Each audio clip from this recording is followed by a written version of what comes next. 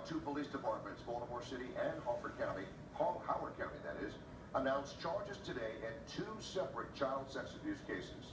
The victims say that the abuse began decades ago, but it wasn't until now that they had the courage to report it. 11 News reporter George Lettuce has more on the arrests and the psychology behind survivors of abuse coming forward so many years later. George? Well, Rod, we've reported on a handful of similar cases this fall, so tonight we spoke with an expert who says longtime survivors coming forward in bunches like this may be inspired by a recent infamous case.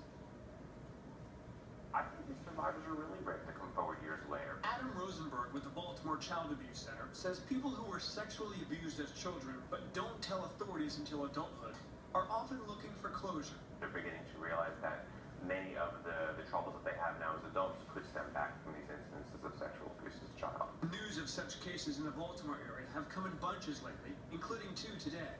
Howard County Police charged Dean Benner of Frederick after a man came forward with allegations Benner abused him for 6 years beginning in 1997, starting when he was 6 years old.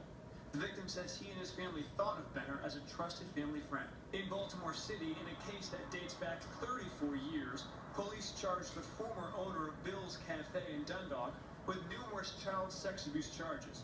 According to charging documents, the now adult victim said the abuse happened when she was 12 years old in an apartment above the bar. And last month in Baltimore City, a former church youth group leader was arrested after two men came forward with allegations of sex abuse that they say started in 1997. I think sometimes we see adults coming forward in groups like this years later because they feel that there's some confidence that someone's going to listen to them.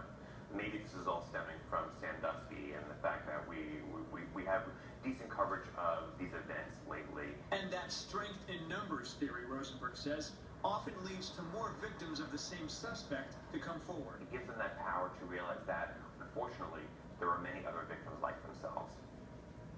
And it's important to note that in Maryland, there is no criminal statute of limitations when it comes to reporting child sex abuse. We're live in the newsroom. George Lettuce, WBAL TV 11 News. Thank you, George. Sheriff's deputies in Carroll.